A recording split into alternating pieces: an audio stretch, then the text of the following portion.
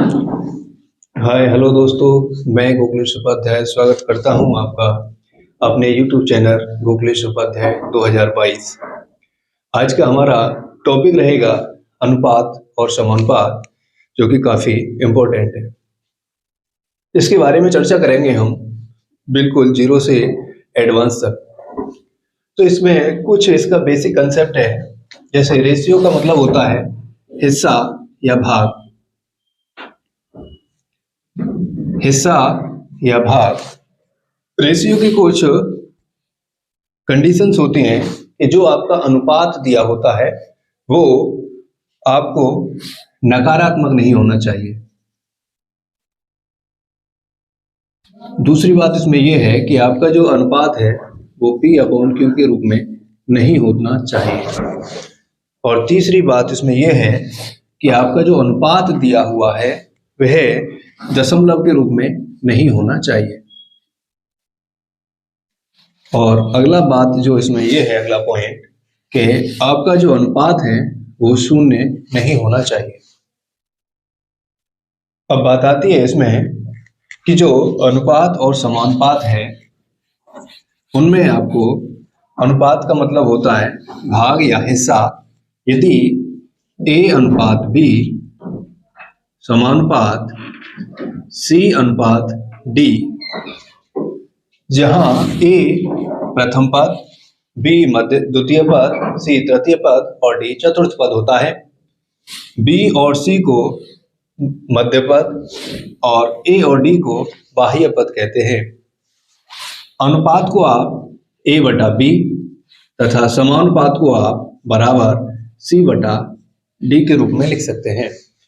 अनुपात का मतलब होता है बटे या A/B, तो हम इसको कह सकते हैं कि A/D बराबर है B/C। अर्थात बाह्य पदों का गुणनफल बराबर होता है मध्य पदों के गुणनफल के। जब आपको कोई 3 पद दे रखे हों और चौथा पद पूछे, A, B और C दिया है, चौथा पद पूछे, तो आप A/D बराबर B/C करके निकाल सकते हैं। जैसे सवाल है आपका 8 अनुपात 28 अनुपात 27 अनुपात x, तो x का मान क्या होगा? ऑप्शन है आपका 93, 94.5, 94 एंड नन। तो हम जानते हैं A/B समानुपात C/D, तो A/D बराबर होता है B/C, तो 28 गुणा 27। x बराबर हो जाएगा आपका 4 से काटा 2 बार, 4 से 7 बार, तो ये x की वैल्यू आ जाएगी आपके यहाँ से 7 गुणा 27 बटे 2, काटने पर आंसर आएगा 94.5। ऑप्शन नंबर बी आपका राइट होगा। इसी प्रकार जब आपको कोई 2 पद दिए हों और पूछा जाए मध्य पद या तृतीय पद, तो आप उसको निकाल सकते हैं। एक इसी तरह का एक और सवाल लेते हैं 6/3 समानुपात x/2, तो x का मान क्या होगा? हम जानते हैं 6 गुणा 2 ये बाह्य पद है और 3 और x मध्य पद है, तो बाह्य पदों का गुणनफल बराबर है आपका मध्य पदों के गुणनफल के। तो 3 से आपने 6 को काटा 2 बार, तो 2 दूनी 4, तो x का वैल्यू आएगा आपका 4। इसी तरह आपका अगला सवाल है कि 12, 16 एवं 18 का चतुर्थानुपाती क्या होगा, या चतुर्थानुपाती ज्ञात करो। तो हम जानते हैं चतुर्थानुपाती का मतलब होता है चौथा पद, और ये पहला पद, दूसरा और तीसरा। तो हम इसको लिख सकते हैं 12/16 समानुपात 18 अनुपात चौथा पद पूछा है तो उसको मान लेंगे आप x। तो बाहरी पदों का गुणनफल बराबर है मध्य पदों के गुणनफल के। तो यहाँ इसको काट देंगे आप, 12 को 6 से 2 बार, 6 से 3 बार, 2 से 16 को 8 और x की वैल्यू आ जाएगी 8 तिया 24। इस तरह आपका 12, 16 एवं 18 का चतुर्थानुपाती होगा, वो होगा 24। ऐसे ही आगे अनुपातों का मर्ज करना हम सीखते हैं। जैसे आपको सवाल दिया है a अनुपात b बराबर है 3 अनुपात 5, b अनुपात c बराबर है 4 अनुपात 7। तो सवाल पूछा है आपसे a अनुपात b अनुपात c का मान क्या होगा। तो हम सबसे पहले a, b और c को लिख लेंगे। a, b और c। a और b का अनुपात दिया है आपको 3 अनुपात 5, b और c का अनुपात दिया है आपको 4 अनुपात 7। अब यहां पर c के स्थान पर क्या आता है, तो यहाँ c के स्थान पर इस c का पड़ोसी आता है और c का पड़ोसी है आपका b। तो यहाँ आप c का वैल्यू रखेंगे 5। इसी तरह यहाँ आपका a के स्थान पर क्या आएगा, तो a का पड़ोसी है आपका b, तो जो b की वैल्यू है वो है 4 और यहाँ पर रख देंगे। इस तरह इनका आप गुणा करेंगे तो 4 तिया 12, 5 चौके 20 और 7 पंजे 35।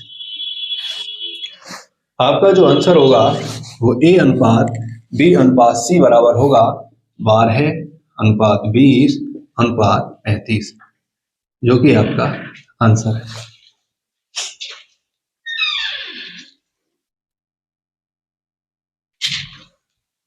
इसी तरह से एक और सवाल देखते हैं।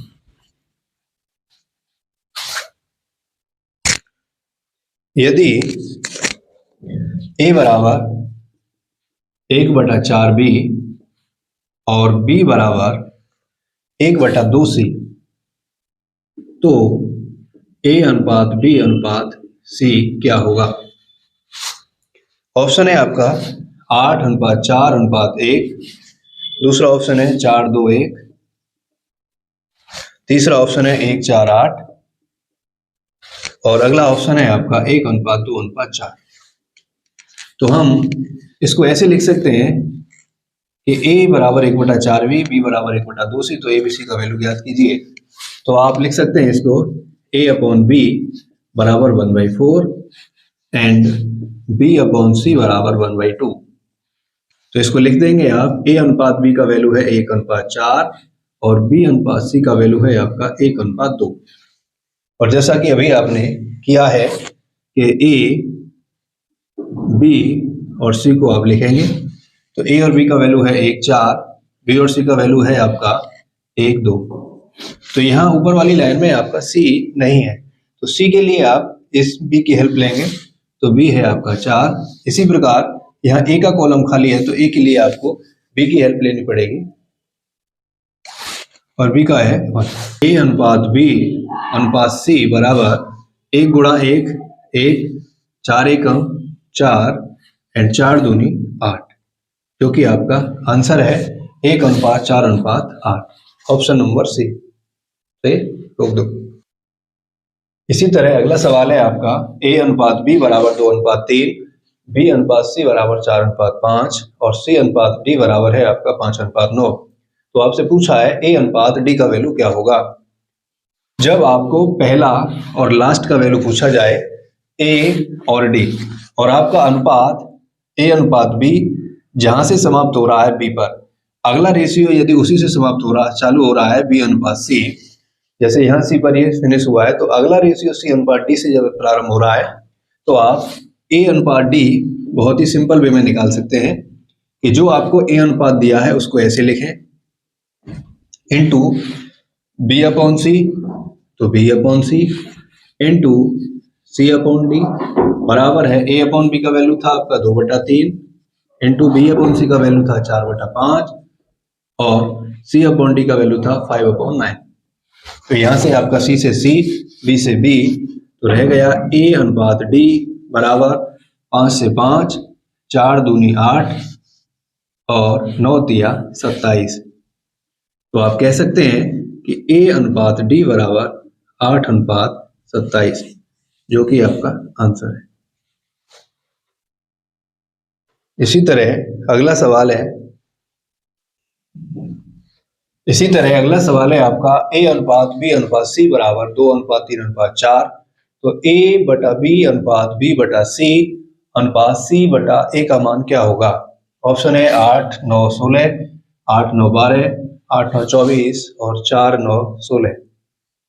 तो जब भी आपको इस तरह का सवाल दिया है और पूछा है A upon B upon C upon ये रेशियो है C अपॉन A, तो इसको ऐसे पढ़ सकते हैं A बटा B अनुपात B बटा C अनुपात C बटा A। तो यहां से हमें मालूम है ABC का अनुपात 2 अनुपात 3 अनुपात 4 है। तो A बटा B अनुपात B अनुपात C अनुपात C अनुपात A या C बटे A बराबर है A बटे B का वैल्यू है 2 बटा 3 अनुपात 3 बटा 4 अनुपात 4 बटा 2। जब आपका अनुपात भिन्नात्मक दिया हो तो आप उसके हरों का लासा लेते हैं। तो यहाँ हरों का लासा है 2, 4 और 3 का लासा आएगा 12। तो 2, 3, 4 का लासा जो आपने लिखा 12 है, उस लासा का प्रत्येक नंबर के साथ गुणा करके लिखते हैं। तो 12 गुणा 2 बटा 3 अनुपात 12 गुणा 3 बटा 4 अनुपात 12 गुणा 4 बटा 2। 3 से 4, 4 दूनी 8 अनुपात 4 से 3 बार 3 तिया 9 और 2 से 6 चौका 24। तो आपका आंसर आएगा A बटा B अनुपात B बटा C अनुपात C बटा A 8 अनुपात 9 अनुपात 24, जो कि ऑप्शन नंबर C राइट होगा। इसी तरह एक और सवाल है आपका, काट दो फेवरेट है। इसी तरह अगला सवाल है आपका A अनुपात B बराबर 2 बटा 9 अनुपात 1 बटा 3, B अनुपात C बराबर है 2 बटा 7 अनुपात 5 बटे 14 और D अनुपात C बराबर है 7 बटा 10 अनुपात 3 बटा 5। पूछा है A अनुपात B अनुपात C अनुपात D का वैल्यू क्या होगा? जब आपको अनुपात भिन्नात्मक दे रखे हो तो आप उनको पहले साधारण में बना लें। A अनुपात B बराबर, तो ये है 2 बटा 9। अनुपात का मतलब होता है भाग या बटे। तो जब हमें इनको भाग को हटाना है, गुणा का चिन्ह लगाने के बाद इसको कर देंगे 3 बटा 1। तो यहाँ से 3 से 9 बार, 9 जो कटेगा वो 3 बार और यहाँ आएगा आपका 2 अनुपात 3। इसी तरह B अनुपात C आएगा आपका 2 बटा 7 इंटू 14 बटे 5। तो 7 से 2 बार 2 दूनी 4 अनुपात 5 और यहाँ दिया है D अनुपात C, तो हम इसको लिख सकते हैं C अनुपात D बराबर 3 बटे 5 गुणा 10 बटे 7। तो 5 से 2 बार और ये बन जाएगा आपका 3 दूनी 6 अनुपात 7। पूछा है आपसे A अनुपात B अनुपात C अनुपात D, तो आप लिख देंगे A, B, C और D। A अनुपात B का वैल्यू है 2, 3, B और C का है 4, 5 और C और D का है 6 और 7। तो यहाँ C और D की जो वैल्यू आएगी, तो यहाँ C का पड़ोसी है B, तो B वाली वैल्यू को रखेंगे।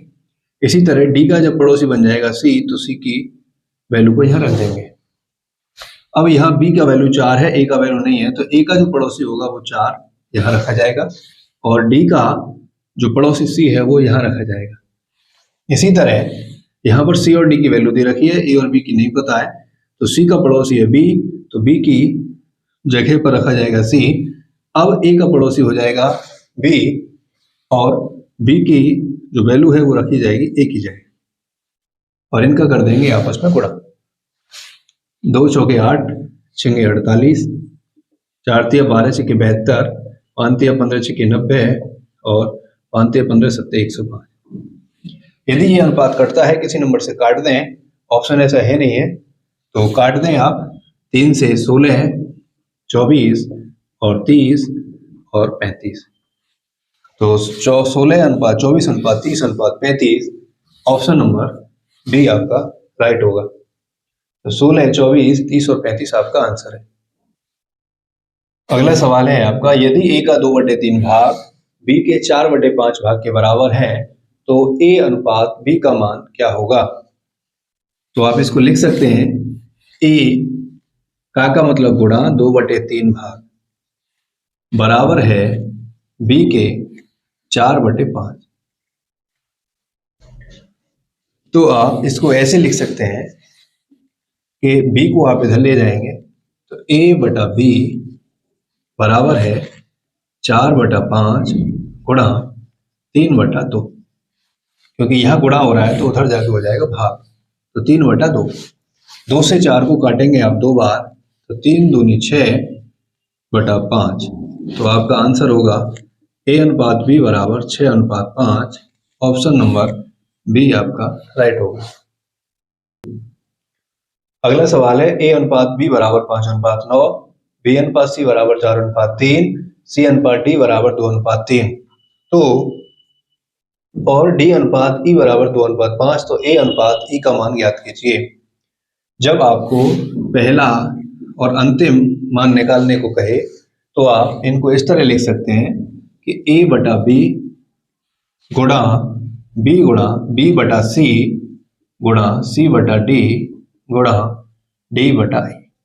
इसी तरह इनका जो वैल्यू दिया है 5/9 गुणा 4/3 गुणा 2/3 गुणा 2/5, तो इससे b से b, c से c और d से d कट जाएगा और यहाँ बचेगा आपका ऊपर a नीचे e बराबर। इसी तरह यहाँ से आपकी वैल्यू कटेगी, कटने लायक है तो काट दें और नहीं कटने लायक है तो छोड़ दें। तो यहाँ से आपने बनाया 5 चौके 20, 20 दूनी 40 और 40 दूनी 80, 9 तिया 27, 27 तिया 81 और 81 पंजे 405। इसको आप काट सकते हैं 5 से 16 बार और इसको 81 बार। तो इस तरह आपका जो आंसर आएगा वो a अनुपात e या a/e बराबर होगा 16/81 या 16:81। तो आपका a अनुपात e होगा 16/81। अगला सवाल है आपका, a + b + c अनुपात d बराबर है 13:2, b + c + d अनुपात a बराबर है 4:1 और c + d + a अनुपात b बराबर है 5:1। तो a अनुपात b अनुपात c अनुपात d का वैल्यू ज्ञात करना है। तो इस तरह के सवाल में आपको a b c d, यहाँ पर भी a b c d है, यहाँ पर भी a b c d है, a b c d है, लेकिन इनका यहाँ अनुपात दोनों का अलग अलग है, तीनों में आपका अनुपात अलग है। जब आपका a b c d तीनों में समान है तो इनका मान भी समान होना चाहिए, लेकिन यहाँ पे कितना दे रखा है 13:2, 4:1 और 5:1। तो ऐसी स्थिति में आप इन सभी का यदि हम योग करते हैं तो वो आ रहा है 15। 13 और 2 15, यहाँ करेंगे आप 4:1 की वैल्यू जोड़ेंगे 5 और 5:1 को यहाँ जोड़ेंगे तो आएगा वो 6। लेकिन आदमी तो यहाँ पे भी a b c d 4 है और यहाँ पर भी a b c d 4 है और यहाँ पर भी a b c d 4 है, आदमी वही 4 है, लेकिन यहाँ पर उसकी वैल्यू 15 है, यहाँ पर 5 है और यहाँ पर 6 है।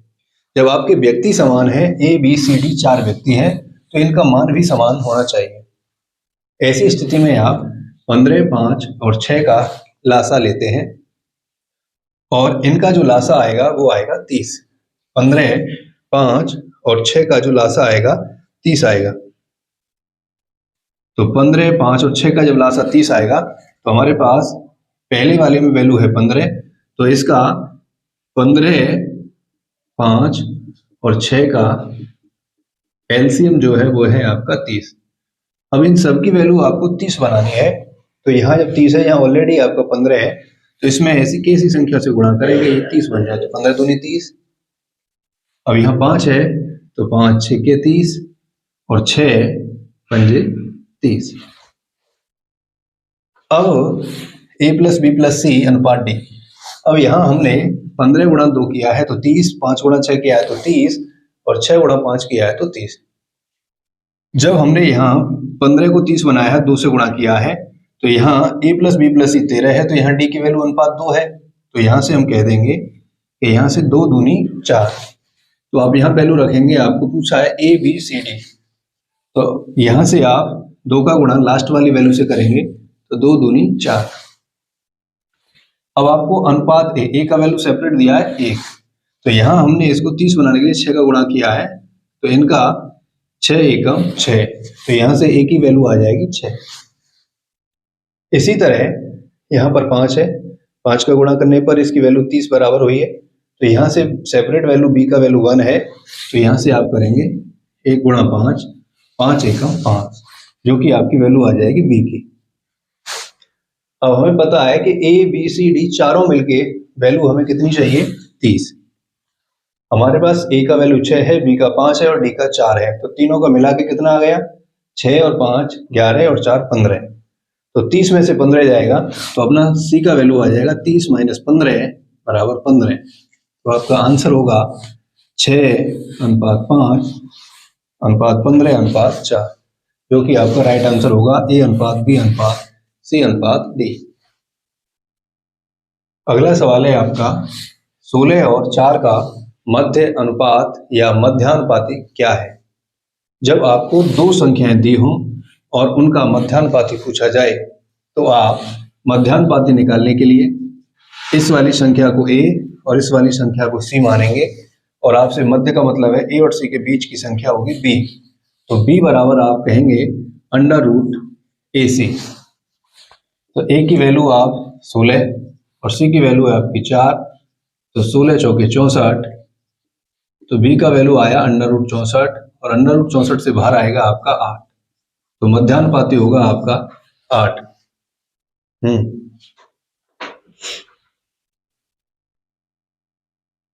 इसी तरह आपका अगला सवाल है 16 और 20 के लिए तृतीयानुपाती या तीसरा अनुपाती क्या होगा।